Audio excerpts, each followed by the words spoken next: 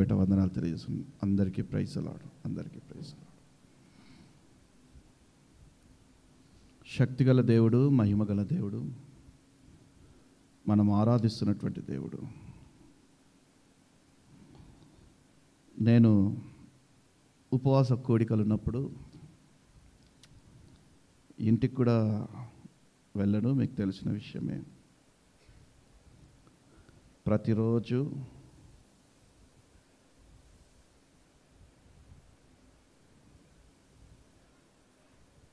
వేకుజామున లేచి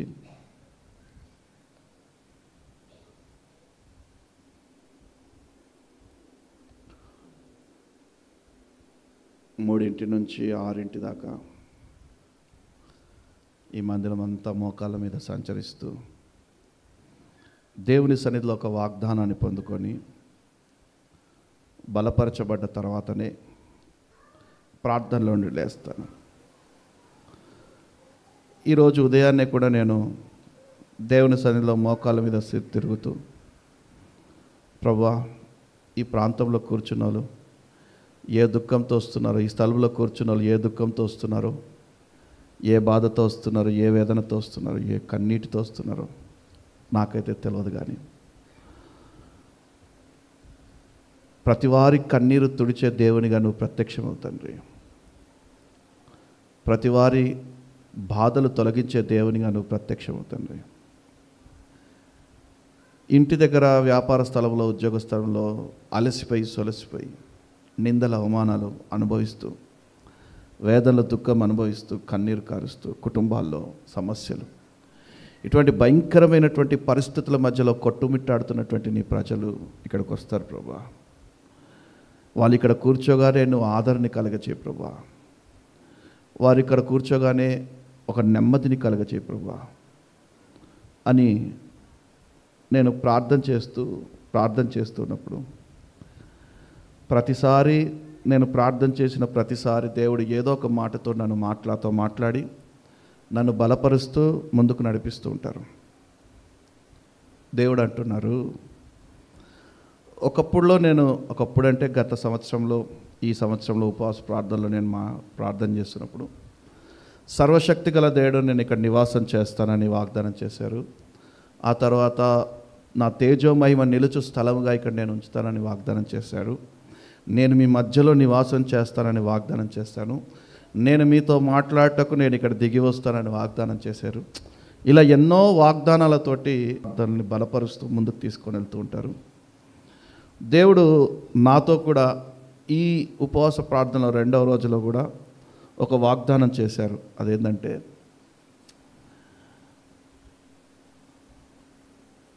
నీకును నేకును మధ్య తరతరములకు నేను ఏర్పరచుచున్న నిబంధన, ఒక నిబంధన చేశారు. ఏమనంటే, ఇక్కడ ఎవరైతే వచ్చి స్తుతిస్తారో, ఆరాధిస్తారో, ఎవరైతే వచ్చి ప్రార్థన చేస్తారో, ఎవరైతే వచ్చి కన్నీరు కారుస్తారో వారందరి కన్నీరు తుడిచే దేవునిగా నేను వారికి ప్రత్యక్షమవుతాను. వారందరి ఆశలు తీర్చే దేవునిగా వారికి నేను ప్రత్యక్షమవుతాను. నన్ను నేను వారికి కనపరుచుకొని వారు పరిశుద్ధ జీవితం జీవించుటకు నేను వారికి తోడై ఉంటాను అని వాగ్దానం చేశారు. నమ్మిన వారు బిగ్గరగా చప్పలు కొడుతూ ప్రభునామం పడదాం. హల్లెలూయా. మధ్యనున్న నా నిబంధన, మీ మధ్య నా నిబంధనని స్థిరపరుస్తాను అన్నారు. గడిచిన కొన్ని సంవత్సరాలుగా దేవుడు మనతోటి వాగ్దానాలు చేసి మాట్లాడుతూనే ఉన్నారు, వాగ్దానాలు నెరవేరుస్తూనే ఉన్నారు. ఈరోజు ఒకవేళ వాగ్దానాలు నెరవేర్చకపోతే మనం ఈరోజు ఇక్కడ ఉండేటోళ్ళం కాదు కదా, ఇలా ఇక్కడ కూర్చొని ప్రార్థించే వాళ్ళం కాదు కదా, ఉపవాసాలు చేసే వాళ్ళం కాదు కదా. ఇక నా నిబంధన మీ మధ్యలో నెరవేరుస్తాను అని వాగ్దానం చేసినటువంటి మన దేవుడు నిశ్చయంగా రానున్న రోజుల్లో ఆయన నిబంధనని నెరవేర్చే తీరుతారు. దానికి రుజువు ఏంటంటే, గడిచిన సంవత్సరాల్లో ఆయన నిబంధన తప్పిపోలేదు, ఆయన చేసిన వాగ్దానము తొలగిపోలేదు. ఆయన చేసిన ప్రతి వాగ్దానము మన సంఘం పట్ల నెరవేరుస్తూనే వచ్చారు. అది మనం కన్నులారా చూస్తూనే ఉన్నాం. నమ్మిన వారు బిగ్గరగా చప్పలు కొడుతూ ప్రభునామం మహిమపరుద్దాం. హల్లెలూయా. ఒకసారి రెండు చేతులు ఎత్తి స్తోత్రాలు చెల్లిద్దామా? హల్లెలూయా, హల్లెలూయా, హల్లెలూయా. మంచిది, వాక్యంలోకి వెళ్దాము. ఎస్తేరు గ్రంథము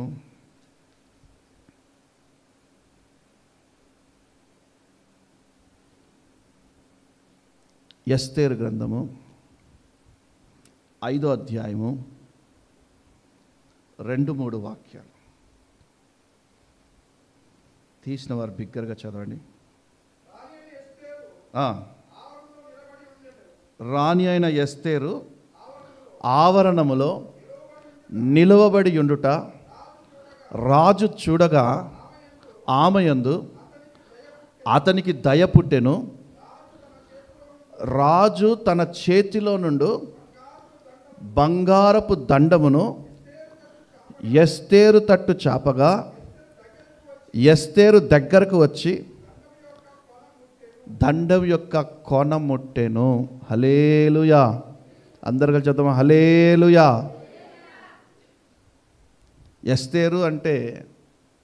ఎస్తేరు అంటే నక్షత్రం, మామూలు నక్షత్రం కాదంట. అందరి ఎదుట ప్రకాశించే నక్షత్రాలు ఉంటాయి, కానీ ఈ ఎస్తేరు అనేటువంటి పేరుకి మరుగై ఉన్న నక్షత్రం. ఏ నక్షత్రం? మరుగై ఉన్న నక్షత్రం. ఈ రోజులు అందరం ప్రకాశించాలనే ప్రయాసపడుతుంటాం, కానీ మరుగై ఉండాలని ఎవరైనా ప్రయాసపడతారా? ఇప్పుడు సంఘంలో, సమాజంలో నేను ముందుకు రావాలి, నేను ముందుకు రావాలి, నేను ముందుకు రావాలని ఎదుటోళ్ళని తొక్కి కుళ్ళు, కుతంత్రాలు, ఈర్ష్య, ద్వేష, రాగ, కక్షలు చేసి మొత్తానికి ముందుకు వస్తారు, ప్రయత్నాలు చేస్తూ ఉంటారు. ఇక మన సంఘాల విషయాలకే వస్తే ఎప్పుడెప్పుడు ఎవరెవరు ముందుకు వద్దామా? మన మినిస్ట్రీలో కాదులేండి, మన మినిస్ట్రీలో ఏమో మెస్సియా మినిస్ట్రీస్లో పైకి కనిపిస్తున్న అవయవాన్ని నేనైతే నాలో కనిపించని అవయవాలే సంఘం. ఎందుకంటే ఎప్పుడు పైకి కనిపించడానికి ఇష్టపడరు. అవయవాలుగా లోపలే ఉంటామన్నా, మేము లోపలుండే అవయవాలం, పైకి కనిపించే. అంటే ఒక రకంగా చెప్పాలంటే మీరు కూడా మరుగై ఉన్న నక్షత్రాలే. ఏం నక్షత్రాలు? మరుగై ఉన్న నక్షత్రాలే. హల్లెలూయా. ఎస్తేరు అంటే మరుగై ఉన్న నక్షత్రం అని అర్థం. తన పాత జీవితం చూస్తే మిగుల దుఃఖం, మిగుల బాధ, దుఃఖకరమైన జీవితాన్ని తను జీవిస్తూ ఉంది. శోకకరమైన జీవితం. దేవుని గ్రంథంలో ఉంది, తన చిన్ననాటి నుండే తల్లిదండ్రులు చనిపోయారు, తల్లిదండ్రులు కోల్పోయింది. తల్లిదండ్రులు కోల్పోయినటువంటి తను బహు సౌందర్యవతి, అందగత్తె, జ్ఞానవంతురాలు, ప్రార్థనాపర్రాలు, బుద్ధిమంతురాలు. కానీ తన జీవితం మాత్రము శోక సముద్రంలో ఉంది, తల్లిదండ్రులను కోల్పోయి. ఎందుకంటే తల్లిదండ్రులు చిన్న వయసులోనే కోల్పోబడితే పిల్లల పరిస్థితులు ఎలాగుంటుందో ఒకసారి మనము ఆలోచించాలి. ఎస్తేరు జీవితం కూడా అంతే. తల్లిదండ్రులు చిన్న వయసులోనే కోల్పోయిన తను. చూడండి, ఎస్తేరు గ్రంథం 2వ అధ్యాయం 7వ వాక్యంలో,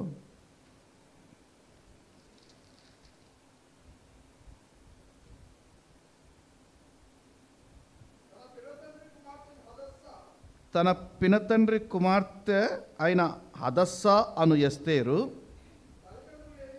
తల్లిదండ్రులు లేనిదై ఉండగా అతడు ఆమెను పెంచుకొనెను. ఆమె అందమైన రూపమును సుందర ముఖము గలదై. హల్లెలూయా. ఇంత అందమైన బిడ్డను చూస్తే ఎవరైనా బాధ పెట్టాలనిపిస్తుందండి? ఇంత అందమైన పిల్లని చూస్తే ఎవరైనా బాధ పెట్టాలనిపిస్తుందండి? చిన్నప్పుడే తల్లిదండ్రులను కోల్పోయింది. అందగత్తే, జ్ఞానవంతురాలు, బుద్ధిమంతురాలు, అన్నిటికంటే మించి దైవభక్తి కలిగినటువంటి ఎస్తేరు. కానీ దేవుడు మాత్రము ఆమెను విడిచిపెట్టలేదు. దేవుడు మాత్రం ఆమెను మర్చిపోలేదు. తల్లి గర్భములో ఆమె రూపింపబడక మునుపే ఆమె కొరకు దేవుడు ఒక ప్రణాళికను వేసి ఉంచాడు. ఆ ప్రణాళికను వేసినటువంటి దేవుడే ఆమెను విడువక ఆమెకి తోడేయండి ఆమెని ఉన్నతమైన స్థానానికి తీసుకొని వెళ్ళాడు. ఎస్తేరు చిన్న వయసులోనే అన్ని బాధలు అనుభవించింది. అంటాను, చిన్న వయసులోనే అన్ని బాధలు. 60 ఏళ్ళు దాటాక ఈ 60 ఏళ్ళకి ఏం బాధలు రాంటారు. గవర్నమెంట్ ఎంప్లాయీ కూడా 60 ఇయర్స్ దాటితే విఆర్ఎస్ ఇచ్చేసి ఇంటికి పంపిస్తారు. బాబు ఇక నువ్వు బాధలు పడనక్కర్లేదు, ఆఫీస్లో వెళ్ళిపోయి హ్యాపీగా రెస్ట్ తీసుకోవటం. నేను అంటాను, చిన్న వయసులో కొందరు పిల్లలు తల్లిదండ్రులు ఉండగా బాధపడతారు, కొందరు పిల్లలు తల్లిదండ్రులు లేకుండా బాధపడతారు, దుఃఖం అనుభవిస్తారు, వేదన అనుభవిస్తారు. కొందరు వివాహం అయిన తర్వాత బాధపడతారు, బాధలు అనుభవిస్తారు. దుఃఖాన్ని, వేదన్ని వారి జీవితంలో దేవుడు అనుమతిస్తారు. మన ఎస్తేరు జీవితంలో కూడా అంతే. తన చిన్ననాటి నుండి తల్లిదండ్రులను కోల్పోయింది, దుఃఖము, వేదన, విచారంతో ఉంది. చిన్న ఆయన దగ్గర పెరిగింది. ఇక ఎట్టకేలకి దేవుడు ఎస్తేరు మీద కనికరం చూపించి దేవుడు తన మీద ఉన్నటువంటి ప్రణాళికని స్థిరపరిచి రాణిగా చేసి ఉన్నతమైన స్థానాలు అవరోధించుటకు కృప దయచేశాడు దేవుడు. ఆ ఉన్నతమైన రాణిగా తను ఉన్నా కూడా సుఖం లేదు. రాణిగా ఆమె చేయబడ్డ తర్వాత కూడా, ఆ రాణిగా ఉన్నతమైన స్థానానికి వెళ్ళిన తర్వాత కూడా, ఆ పెద్ద స్థానంలో ఉన్నా కూడా, ఇప్పుడు అంటాను, ఎస్తేరు ప్రారంభపు జీవితం ఏంటి? తల్లిదండ్రులు కోల్పోయింది, చిన్నాయన దగ్గర పెరిగింది. చిన్నాయన భయభక్తులు నేర్పించాడు, దేవుని యందలి భయభక్తులు నేర్పించాడు, ప్రార్థనా జీవితాన్ని నేర్పించాడు. అంతవరకు ఎస్తేరుకి యూదులలో ఎటువంటి పేరు లేదు, ప్రఖ్యాత లేదు. ఎస్తేరును ఎప్పుడైతే దేవుడు హెచ్చించాడో రాణిగా మారిపోయింది.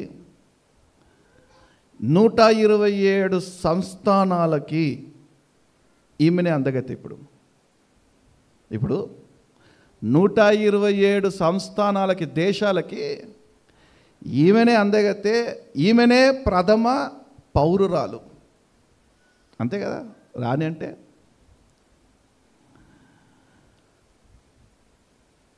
దేవుడు అటువంటి గొప్ప స్థానంలో ఎస్తేరును పెట్టాడు. ఆ గొప్ప స్థానంలో ఆమె ఉన్నా కూడా ఆమె పోరాటం మాత్రము ఆగలేదు. మొర్దెకై అంటాడు, చూడండి ఎస్తేరు గ్రంథం 4వ అధ్యాయం 14వ వాక్యంలో, ఇక వాక్యానుసారంగా చూపిస్తే బాగుంటుంది.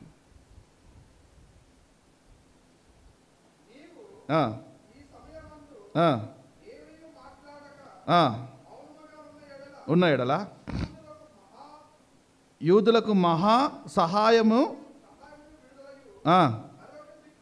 మరి ఒక దిక్కు నుండి వచ్చును.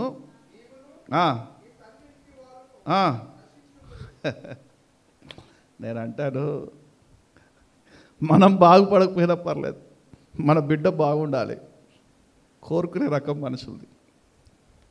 నేను మొర్దెకైని కాస్త మైనస్లో చేసి చూపిస్తాను, తర్వాత ప్లస్లోకి తీసుకొస్తాను. ఆయన ఎందుకు అలా మాట్లాడాడో. మనం ఏమైపోయినా పర్లే, మన పిల్లలు బాగుండాలని కోరుకునే తత్వము తల్లిదండ్రులది. అవునా? ఈ పినతండ్రి అంటున్నాడు, రానివైన తర్వాత సుఖభోగాలకు అలవాటు పడ్డావా? మర్చిపోయావా? నీ ప్రణాళిక మర్చిపోయావా? నువ్వు వచ్చినటువంటి కార్యాన్ని మర్చిపోయావా? మౌనంగా ఉంటే ఎట్లా? ఒకవేళ నువ్వు మౌనంగా ఉండి ఒకవేళ నువ్వు గనక ఈ యూదులకి విడుదల కలిగించేటువంటి కార్యములు గనక నువ్వు పాలు పంపులు పొందకపోతే, చూడండి, తండ్రి ఇంట నుండి శపిస్తున్నాడు. తండ్రి ఇంట నుండి శపిస్తున్నాడు. ఏమని? ఒక పిల్లని చూసి, అది కూడా ఒక రాణిని చూసి, అది కూడా కూతురు లాంటి దాన్ని, అంటే కూతురునే, అన్న కూతురుని చూసి ఇట్లా చెప్పాలనిపిస్తుందా? చెప్పాలనిపిస్తుందా? ఆయన అంటున్నాడు, ఒకవేళ నువ్వు సహాయం చేయకపోతే నాకు ఏ దిక్కు నుండైనా నా దేవుడు సహాయం చేస్తాడు. కానీ నీవును నీ తండ్రి ఇంటి వారందరూ, అంటే ఇక మీదట నీ వంశావళి లేకుండా అయిపోతుంది.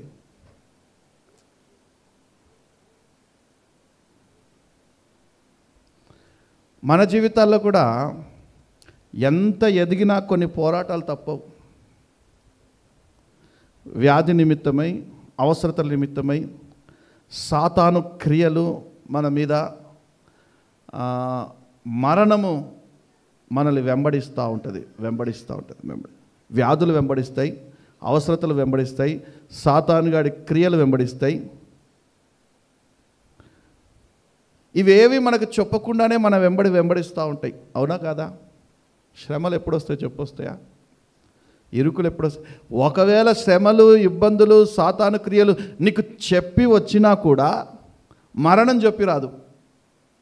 మరణం మనం ఏ స్థితిలో ఉన్నా కూడా వీటిలో నుండి మనం తప్పించుకోలేం. ఎక్కడి నుంచి తప్పించుకున్నా కూడా మరణం నుండి అసలే తప్పించుకోలేం. అది ఎప్పుడు మనల్ని వెంబడిస్తూనే ఉంటుంది. అందుకే ఎప్పుడు ఏ క్షణంలో ఎవరు ఎలా మరణిస్తామో మనకి తెలియదు. బ్రతికుండగానే నిత్య జీవం కలిగిన యేసయ్యని మనం వెంబడిస్తే, నమ్మి బాప్తీసం పొందితే నీవు రక్షించబడతావు. ఓకే, ఆ సబ్జెక్ట్ వేరు. ఇలా అనేక పోరాటాల వెంబడి మనం కూడా వస్తూ ఉంటాం.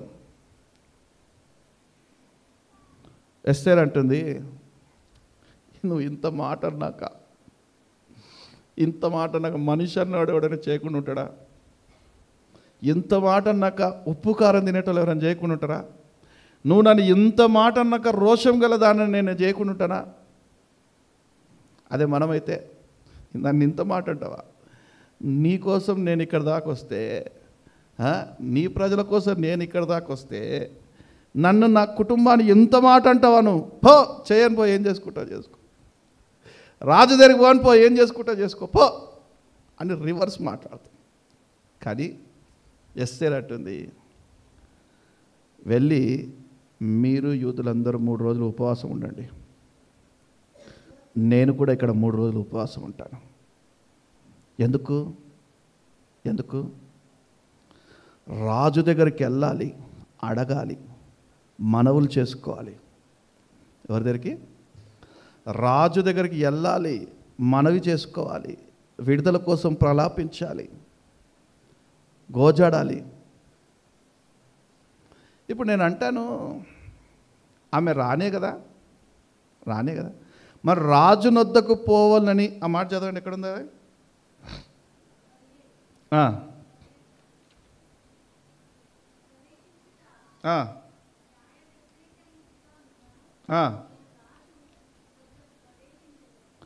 న్యాయ వ్యతిరేకంగా ఉందంటదేంటి? ఇప్పుడు ఒక భర్త దగ్గరికి భార్య పర్మిషన్ తీసుకొని వెళ్ళాలా? అంటాను, భార్య పర్మిషన్ తీసుకొని వెళ్ళాలా? మీ భర్తల దగ్గరికి మీ పర్మిషన్ తీసుకొని వెళ్తున్నారా? కాదు కదా. ఏమయ్యో పరిగెత్తారు, లేకపోతే పేరు పెట్టి పిలిచి మరి పనులు చెప్తారు వాళ్ళకి. మీకేమైనా ఒక చీర కావాలనుకోండి, మెల్లిగా గోక్తారు, అవసరమైతే 2 బిస్కెట్లు వేస్తారు. మొత్తానికి ఎట్టకేలకి మీకు కావాల్సింది మీరు చేయించుకుంటారు. ఎస్తేర్ ఏంటి రాజు దగ్గరికి వెళ్ళాలంటే అంతగా భయపడిపోతుంది అంటే ఆ రోజుల్లో ఉన్నటువంటి న్యాయశాసనాలు అట్లాంటివి. మరి ఆ రోజుల్లో ఉన్నటువంటి న్యాయశాసనాలు అటువంటిది. కట్టుకున్నది కలవాలన్నా కూడా రాజు పర్మిషన్తోనే కలవాలి. రాజు పర్మిషన్తోనే కలవాలి. కానీ మన యేసే న్యాయశాసనం ఎటువంటి తెలుసా? నీ భార్యని నీ సొంత శరీరం వలె ప్రేమించాలి. మన యేసే న్యాయశాసనం ఎటువంటిది తెలుసా? ఇక మీదట వారు ఇద్దరుగా ఉండక ఏక శరీరం అనబడతారు. నమ్మిన వారు బిగ్గరగా చప్పలు కొడుతూ ప్రభుడా పడతారు. ఇదెక్కడ చట్టాలండి, ఇదెక్కడ న్యాయాలండి? అందుకు కాదు ఒక్కొక్క రోజు 365 రోజులు 365 మందిని పెట్టుకునేది ఆ రోజుల్లో. అందుకు కాదు సొలొమోను 1000 మందిని చేసుకునేది. సమాధానం అని. ఇప్పుడు ఇక్కడ ఈ రాణి రాజుని కలవాలి అంటే పర్మిషన్ కావాలి. ఒకవేళ రాజుకి నచ్చకుండా గనక వెళ్ళి రాజు ముందు నిలబడిందంటే మరణమే. రానైనా సరే రాజు ముందుకు వెళ్ళి నిలబడాలి, చెప్పక చేయకుండా వెళ్ళి నిలబడితే మరణమే. మన ఇండ్లలో కూడా భార్యలు భయపడతారు. ఎప్పుడు భయపడతారు సార్?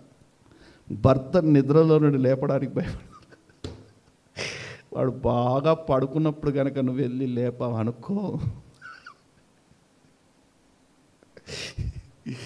ఇక అయిపోయి ఆ రోజంతా ఇద్దరికి మౌనవ్రతాలే. హల్లెలూయా. అంటే చాలా జాగ్రత్తగా వ్యవహరించాలి కొన్ని విషయాలలో. మనంతటా మనం రాసుకున్న శాసనాలు కొన్ని ఉంటాయి. భార్య ఏ సమయంలోనే వెళ్ళి భర్తను లేపడానికి అధికారం ఉంది. ఎందుకంటే ఇద్దరుగా ఉండగా ఏక శరీరం అంటారు కదా. హల్లెలూయా. అట్లని భార్య ఉదయాన్నే 5 గంటలకు లేచి పనిచేస్తుంది, నా శరీరం అని వదిలేయాలి భర్త. అట్లనే నా శరీరం పడుకున్నాడని చెప్పేసి వదిలేయాలి భార్య. హల్లెలూయా. ఇక్కడ రాజు ముందు వెళ్ళి నిలబడాలంటే పర్మిషన్ కావాలి. ఈ పర్మిషన్ కావాలి అంటే ఒకవేళ ఎస్తేరు రాజు ముందుకెళ్ళి నిలబడితే, ఒకవేళ రాజు కోపాగ్ని కనుక ఎస్తేరుకి మరణ శాసనం రాసేస్తే అయిపోయి కదా. ఇక ఈమె ఇంతకాలము ప్రయాసపడింది అంత బుగ్గిపాలే. ఈమె వచ్చిన ఒక కార్యాన్ని నెరవేర్చుకోలేక ఇక మరణానికి వెళ్ళవలసిందే. అందుకే అంటది, నేను చచ్చిపోయినా పర్లేదు, నేను రాజు ముందుకెళ్ళి నిలబడతాను. నేను చచ్చిపోయినా పర్లేదు, నేను రాజు ముందుకు వెళ్ళి నిలబడతాను అంటుంది. నేను నశించేదను. ఏడును చెడికి తీసుకుపోయారమ్మా, యెహోవాను సేవించదం నేనును నా ఇంటి వారును. ఎవరు? ఎస్తేరుకి రాజదండం చాపబడింది అంటే, ఎస్తేరు వైపు రాజదండం చాపబడిందంటే ఎస్తేరు ఏమైందంట? దయ పొందినదాయను. మనం కూడా దేవుని సన్నిధిలో దయ పొందాలి అంటే, దేవుని సన్నిధిలో ఆయన సన్నిధి నుండి రాజదండం మనకు వైపుగా రావాలి అంటే మనము దయ పొందిన వారంగా ఉండాలి. ఎవరైతే దయ పొందిన వారు ఉంటారో, ఎవరైతే కృప పొందిన వారు ఉంటారో, దయ అంటే కృప. ఎవరైతే కృప పొందిన వారు ఉంటారో వారి ముందు రాజదండము చాపబడుతుంది.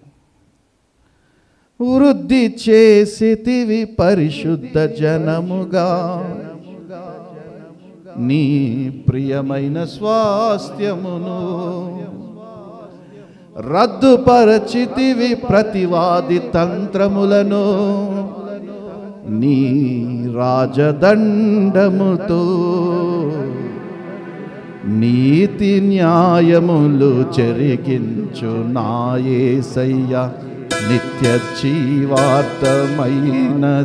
నీ శాసనములు నీతి న్యాయములు చెరిగించు నా యేసయ్య నిత్య జీవార్థమైనది నీ శాసనములు వృద్ధి చేసితివి పరిశుద్ధ జనముగా నీ ప్రియమైన స్వాస్థ్యములు రద్దుపరచితివి ప్రతివాది తంత్రములను నీ రాజదండముతో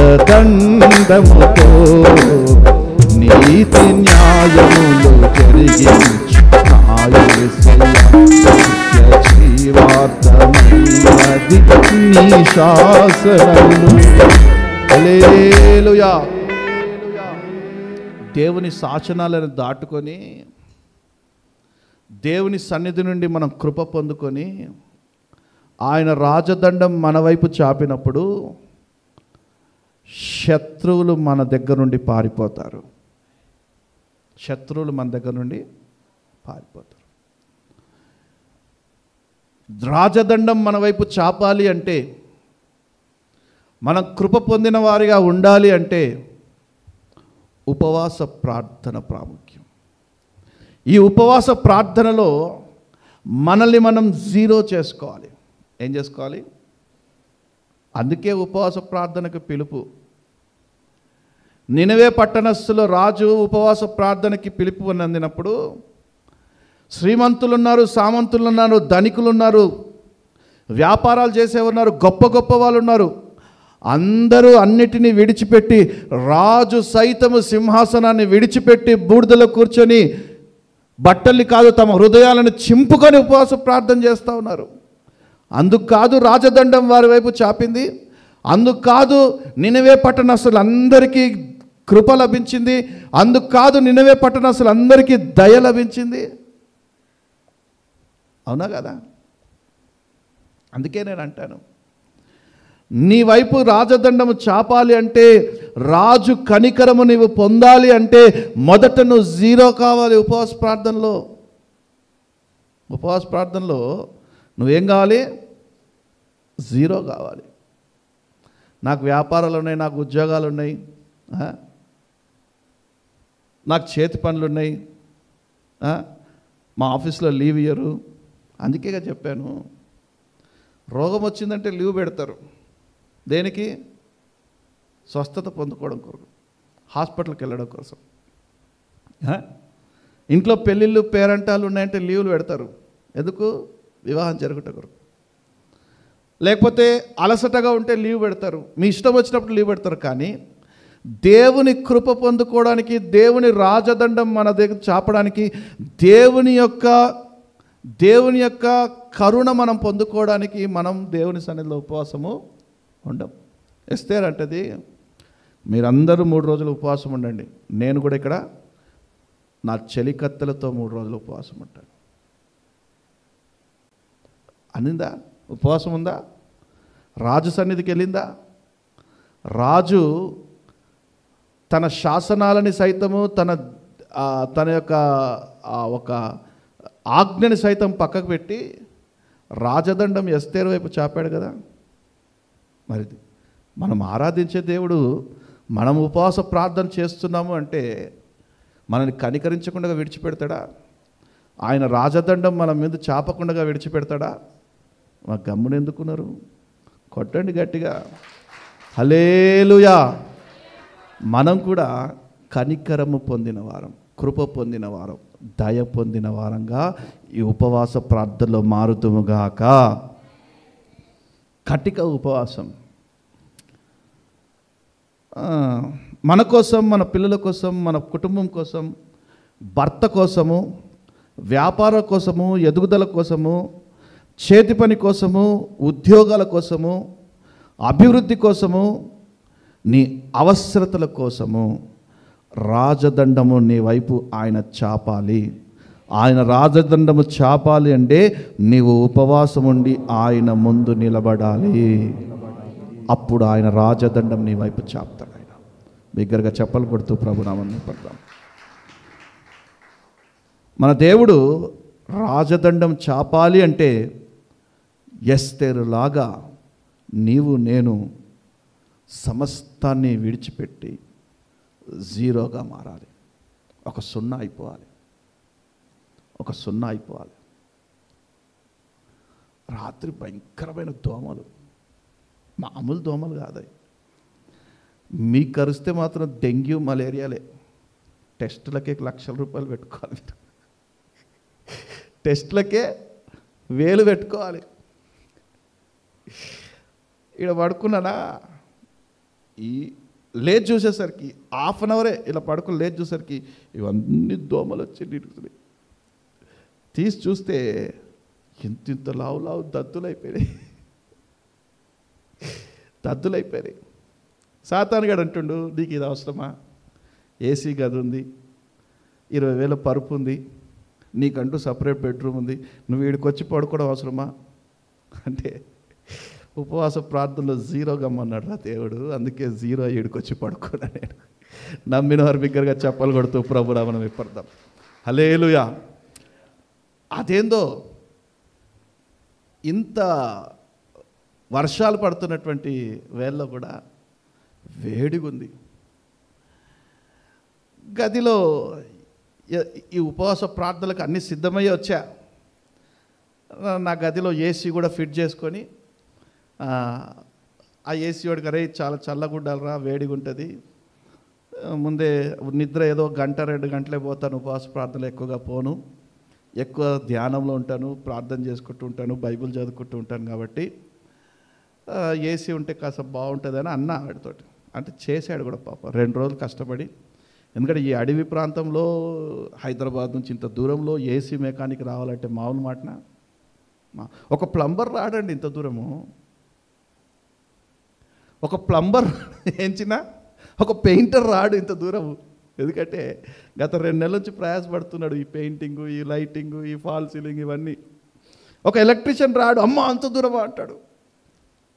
కానీ నా దేవుని ఆశ్చర్యం తెలుసా, ఇంతమంది ప్రజలని తండోపతండాలుగా నడిపిస్తూ ఉన్నాడు. బిగ్గరగా చెప్పలు కొడుతూ ప్రభునామం ప్రదాం. హల్లెలూయా. ఎందుకంటే దేవుడు ఎవరిని విడిచిపెట్టేవాడు కాదు. ఎవరిని ఆశీర్వదించాలనో, ఎవరిని గణపరచాలనో, ఎవరిని గొప్ప చేయాలనో వారినే తూప్రాన్పేట్ మందిరానికి తీసుకొచ్చి కూర్చోబెడతా ఉన్నాడు. ఎవరి దుఃఖము నిట్టూర్పు ఎగిరిపోవాలనో, ఎవరి కన్నీరు తుడబడాలనో వారి ఇక్కడికి వచ్చి దేవాది దేవుడే వారి చేయి పట్టుకొని తోడుకొచ్చి ఇక్కడ కూర్చోబెట్టినప్పుడు ప్రతి వారి కన్నీరు ఆయన చేతి ద్వారా తుడబడతా ఉన్నాయి. నమ్మిన వారి బిగ్గరగా చెప్పలు కొడుతూ ప్రభునామం పడదాం. హల్లెలూయా. నేను అంటాను కుటుంబంలో సమస్యలు, చేతబడులు, చీకటి శక్తులు, అప్పుల బాధలు, అనారోగ్యము, అస్సలు మంచి రోజులు చూడకుండగా అనేకమైన భయంకరమైనటువంటి చీకటి పరిణామాలు ఎదురవుతూ నష్టాల వెంబడి నష్టాలు, అనారోగ్యం వెంబడి అనారోగ్యం, ఉన్నటువంటి డబ్బే కేవలం టెస్టులకి, హాస్పిటళ్ళకి ఇటువంటి భయంకరంగా ఖర్చు పెట్టుకొని ఐసీయూలోకి వెళ్ళిపోయి,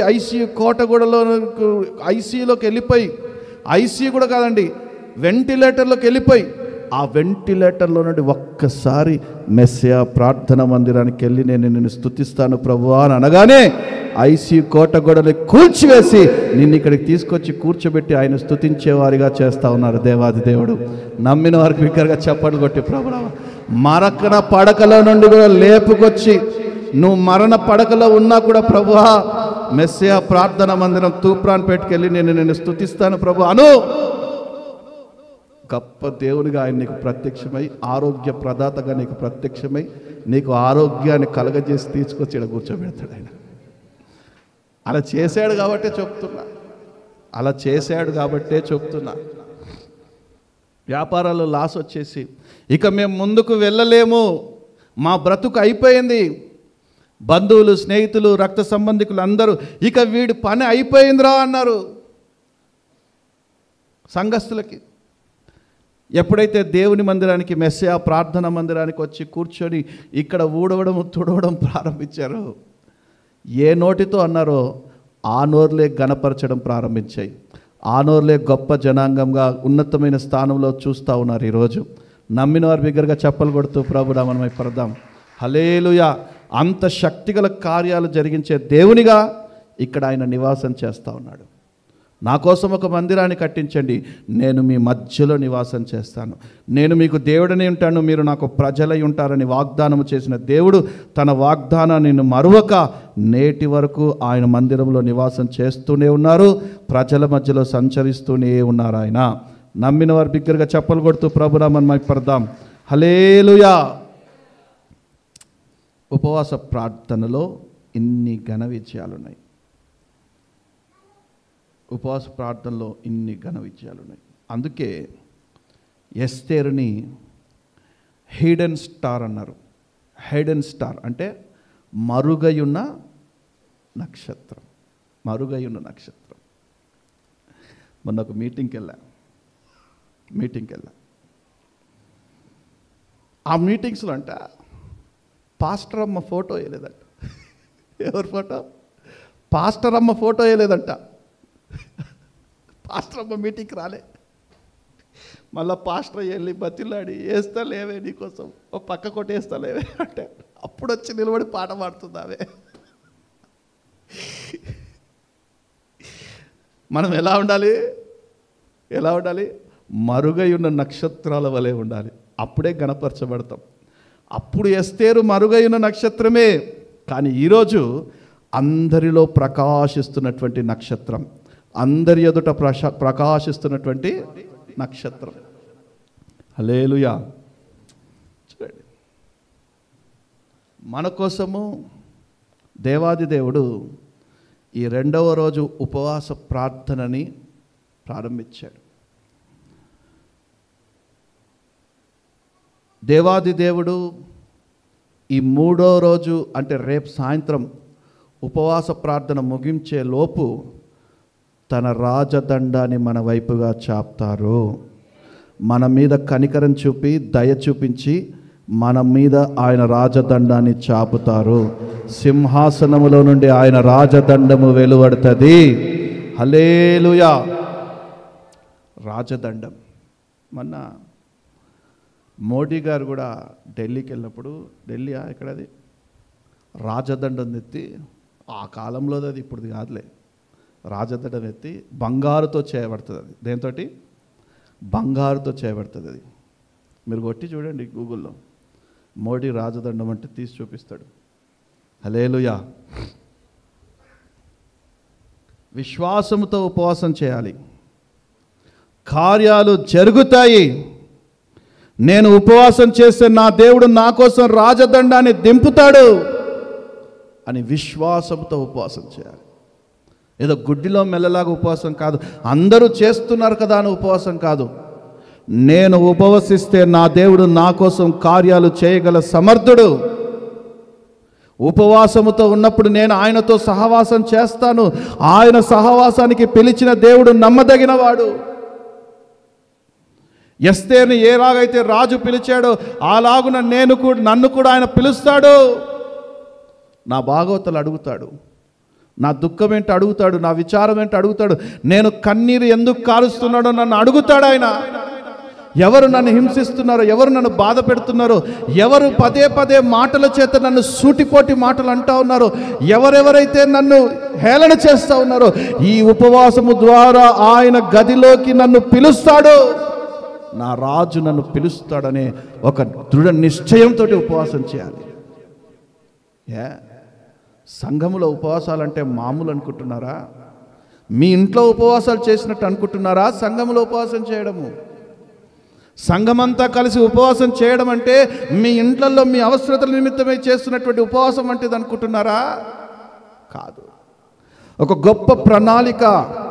ఒక్క 3 రోజుల ఉపవాసం రానున్న 100 సంవత్సరాలకి సరిపడంతగా దేవుడు ఇవ్వడానికి సమర్థుడు. అందుకే సంఘముగా ఉపవాసాలకి పిలుపునిస్తూ ఉంటాను. నేను సంఘముగా ఉపవాసాలకు పిలుపునిస్తూ ఉంటాను. నాకు తెలుసు మీరు బిజీగా ఎప్పుడు ఉంటారో, మీరు పనులలో ఎప్పుడు ఉంటారో, మీరు ఖాళీగా ఎప్పుడు ఉంటారో నాకు తెలుసు.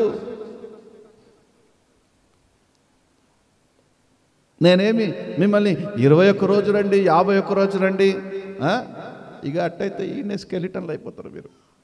ఈయనే స్కెలిటన్లు అయిపోతారు మీరు. ఏ రోజైతే నువ్వు 0 అయ్యి దేవుని సన్నిధికి వస్తావో ఆ రోజు రాజదండం నీ వైపు చాపబడుతుంది. ఉపవాసంకి ఏ రోజైతే నువ్వు 0 అయ్యి దేవుని సన్నిధికి వచ్చి ఉపవాసం చేస్తావో ఆ రోజు రాజు కనికరమును, కటాక్షమును, దయను పొందుకుంటావు. ముగిస్తాను. 3 పాయింట్లు చాలా షార్ట్ అండ్ స్వీట్గా చెప్పి ముగిస్తాను. మొట్టమొదటిది, శత్రువు నుండి విజయం పొందడానికి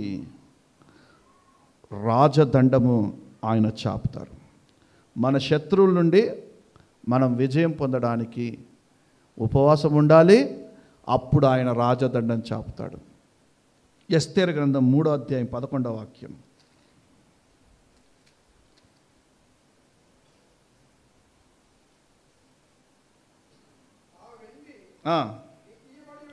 అవును, నీ దృష్టికి ఏది అనుకూలమో వారును నీకు అప్పగింపబడి ఉన్నారని రాజు సెలవిచ్చెను. ఈ హామాను యూదులకు శత్రువు. ఎవరు? అసలు ఈ ఎస్తేరు సనేరి అంతా జరుగుతుంది హామాను గురించే కదండి. ఏమన్నా వాడి గురించే కదా. వాడు యూదులకు శత్రువు అనే కదా. యూదులు భూమి మీద ఉండకుండా తుడిచిపెట్టబడాలనే కదా వాడి ప్రయత్నము. ఉన్నది లేనిదంతా 127 దేశాలకి యూదులు చెదిరిపోవడానికి కారణం అదే కదా. వాడు శత్రువే కదా. వాడు శత్రువే కదా. కీర్తన గ్రంథము 144వ అధ్యాయం 14వ వాక్యం.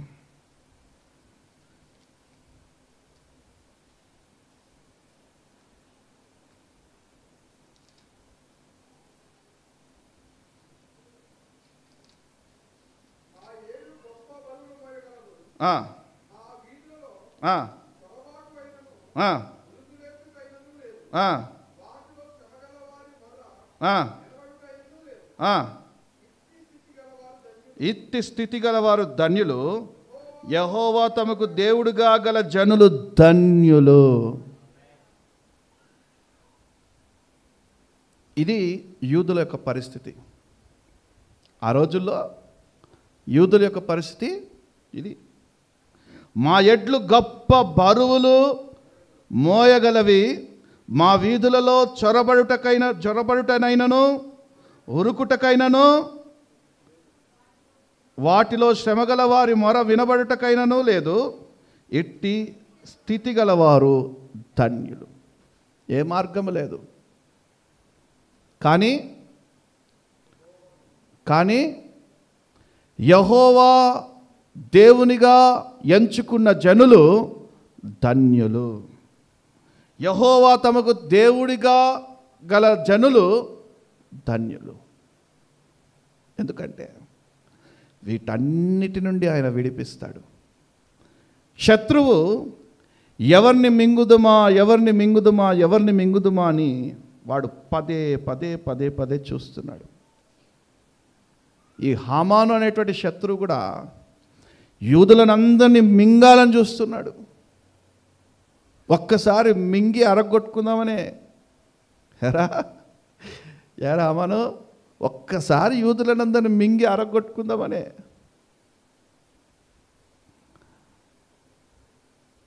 ఉపవాసం అనేది శత్రు తలని చితకదొక్కేది. ఏది? ఉపవాసం అనేది శత్రు తలని చితకదొక్కేది.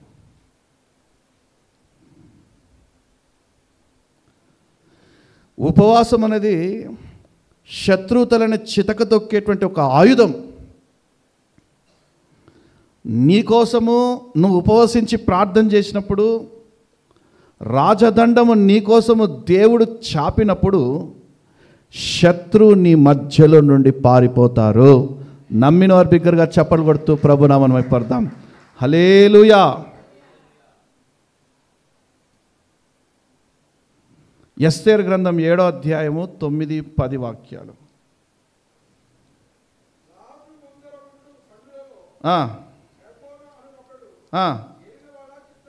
ఏలినవాడా చిత్తగించుము,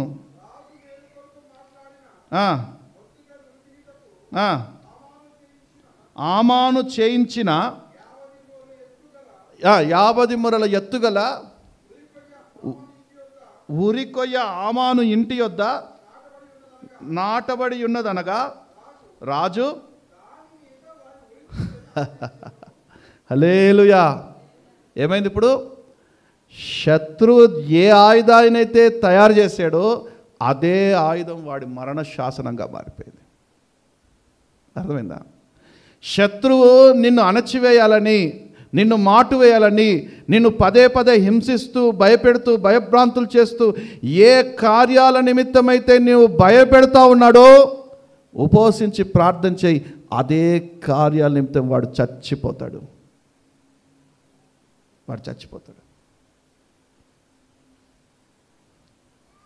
కీర్తన గ్రంథం 145 అధ్యాయము 8వ వాక్యం.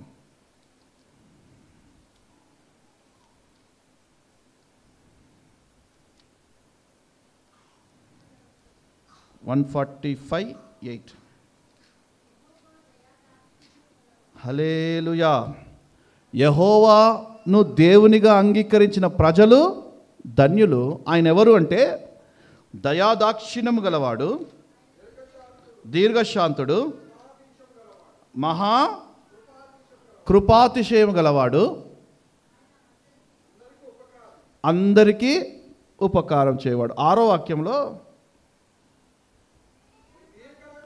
భీకర కార్యములు విక్రమమును మనుషులు వివరించెదరు, నేను నీ మహత్యమును వివరించెదను. హల్లెలూయా. దేవుడు అక్కడేమో వర్ణించదనుంది, నా దగ్గర వివరించదనుంది. గొప్ప దేవుడు, శక్తిగల దేవుడు నిన్ను ఉపవాసం ఉండి ఇక్కడికి తీసుకొచ్చి కూర్చోబెట్టింది ఎందుకు అంటే, నీ పక్షాన ఆయన గొప్ప కార్యాలు జరిగిస్తూ ఉంటే, నీ పక్షాన ఉన్నతమైన కార్యాలు జరిగిస్తూ ఉంటే నీవు ఆయన కార్యాలని వివరిస్తూ ఉండాలంట. నమ్మిన వారు బిగ్గరగా చప్పలు కొడుతూ ప్రభునామం పడదాం. హల్లెలూయా. యేసు ప్రభు దగ్గరికి కూడా కొన్ని కొత్త గొర్రెలు వెళ్ళినాయి. యేసు ప్రభు దగ్గరికి కొన్ని కొత్త గొర్రెలు వెళ్ళినాయి. అప్పటికే యేసు ప్రభు చుట్టూ పాత గొర్రెలు ఉన్నాయి. ఈ పాత గొర్రెలు ఎవరు అంటే కుష్టు వ్యాధి నయమైన వాడు. ఇంకో పాత గొర్రె ఎవరంటే మరణ పడకలో నుంచి లేచినవాడు. ఇంకో పాత గొర్రె ఎవరంటే 12 సంవత్సరాల నుంచి రక్తస్రావం కలిగినటువంటి స్త్రీ స్వస్థత పడింది. ఇంకో గొర్రె ఏంటంటే గర్భము ధరించినటువంటి స్త్రీ గర్భము ధరించి గర్భఫలం లభించి, ఇలా అనేకమైన మహత్కార్యాలు, అద్భుత కార్యాలు, భీకరమైన కార్యాలు యేసు ప్రభు వారి పక్షాన జరిగించి 33.5 సంవత్సరాలు బెతస్తా అనేటువంటి కోనేటి దగ్గర పడి ఉన్నవాడు కూడా అక్కడ ఉన్నాడు. యేసు ప్రభు దగ్గరికి వచ్చిన వాళ్ళు ఎలా వచ్చారు అంటే ఈ వార్త విని వచ్చారు. ఏ వార్త విని? అరే 38 సంవత్సరాలు బెతస్తా కోనేటి దగ్గర పడి ఉన్నవాడు, వాడు స్వస్థత పొందాడంటరా, వాడు పరుపెత్తుకొని లేచాడంటరా, యేసు ప్రభు అంత గొప్ప కార్యాలు చేశాడంట.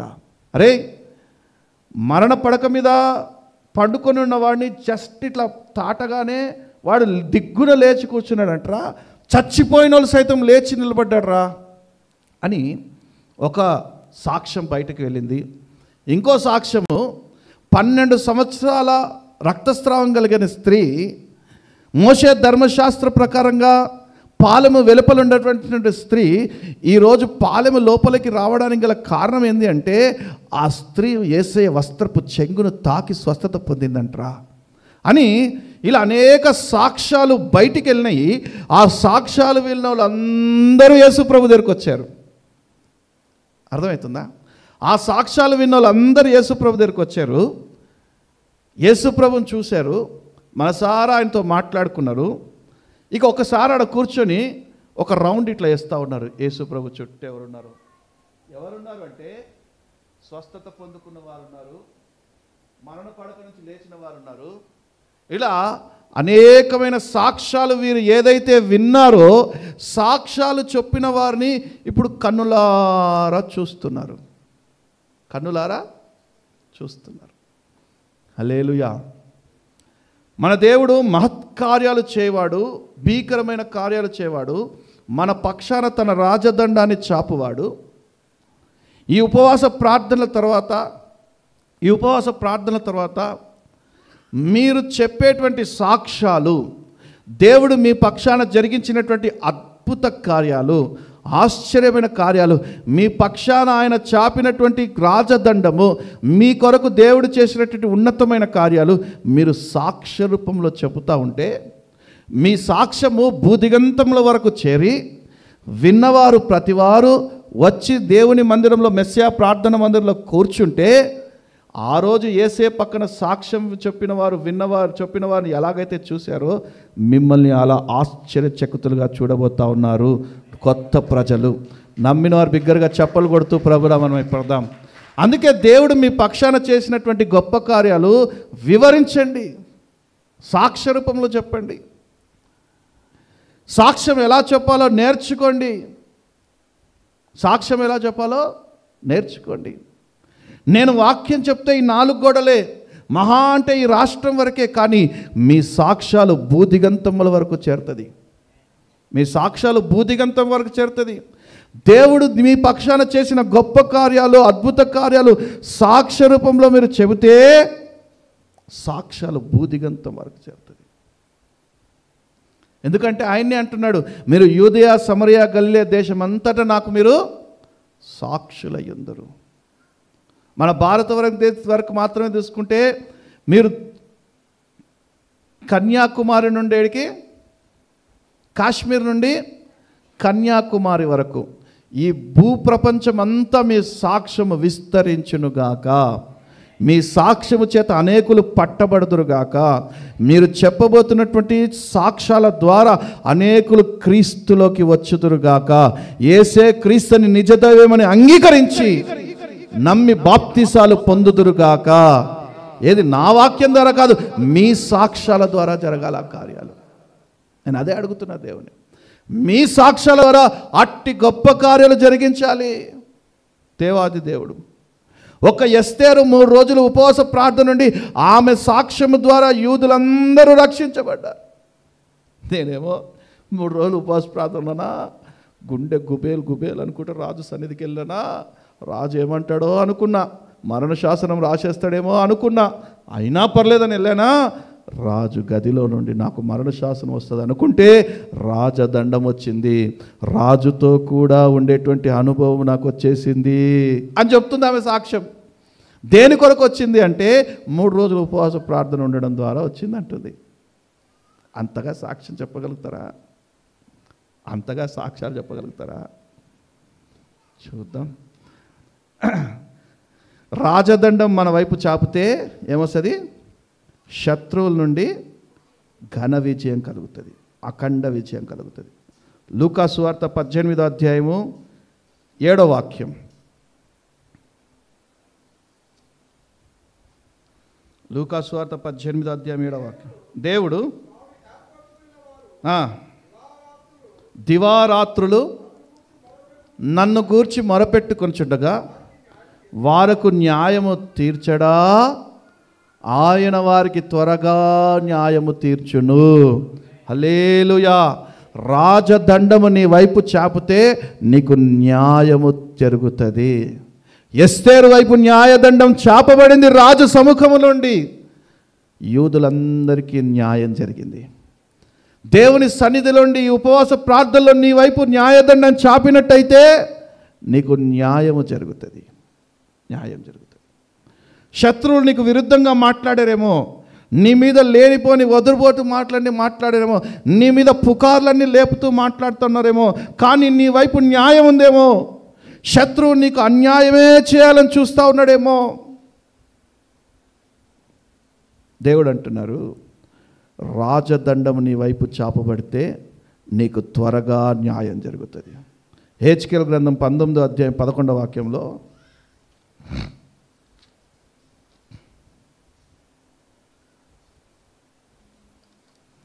హెచ్కేల్ గ్రంథం 19వ అధ్యాయం 11 భూపతులకు దండములైనట్టి గట్టి చువ్వలు దానికి కలిగి ఉండెను, అది మేఘముల నంతగా పెరిగెను, విస్తారమైన దాని కొమ్మలు బహుగా ఎత్తుగా కనబడెను. అయితే బహు రౌద్రము చేత అది పెరికివేయబడినదై నేల మీద పడివేయబడెను.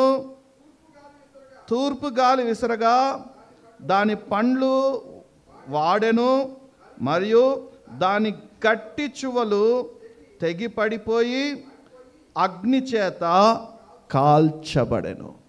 అంటే మన దేవుని సన్నిధిలో నుండి మన రాజదండం చాపినా మన శత్రువు అన్యాయం అనే రాజదండం వాడి దగ్గర ఉందంట. అర్థమైందా? వాడి దగ్గర కూడా ఒక దండం ఉంది. మన దేవుడి దగ్గర, మన రాజు దగ్గర ఎలాగైతే దండం ఉందో అలాగే మన శత్రువు దగ్గర కూడా దండం ఉంది. అది ఎలా ఎదుగుతుందంటే ఆకాశాన్ని అంతుతుందంట. అంత పొడుగు దండం అంట వాడిది. అది ఎలాగుందంటే ఇనుప చువ్వల్లాగుందంట. దేనికోసము? మనల్ని పొడిచి చంపేయడానికి. అంటే అన్యాయపు తీర్పు మన మీద తీర్చడానికి, మన అన్యాయపు తీర్పు తీర్చి మనల్ని హతము చేయడానికి రాజదండం, వాడి దండం లేస్తూ ఉంది. అదే హామాను దండం. అదే హామాన్ లాంటి వాడు లేస్తూ ఉన్నాడు. కానీ రాజదండం మన వైపు ఉంటే ఎంత ఎత్తుగా, ఎంత ఇనుప సువ్వలు కలిగినవైనా సరే అవన్నీ ఇరిగిపోయి పెరికి అగ్నిలో వేయబడి కాల్చివేయబడుతుంది. నమ్మిన వారు బిగ్గరగా చప్పలు కొడుతూ ప్రభునామం పడదాం. హల్లెలూయా. అంటే ఆ దేవుని సన్నిధిలో నుంచి వచ్చే రాజదండం నీ వైపు చాపబడింది అంటే నిన్ను విజయోత్సవాలతో నడిపిస్తారు. నీ పక్షాన త్వరగా న్యాయం జరుగుతుంది. మంచిది. 3వ పాయింట్ చెప్పి ముగిచ్చేస్తాను నేను. యెషయా గ్రంథము ఆదికాండం 49వ అధ్యాయం 10వ వాక్యం త్వరగా.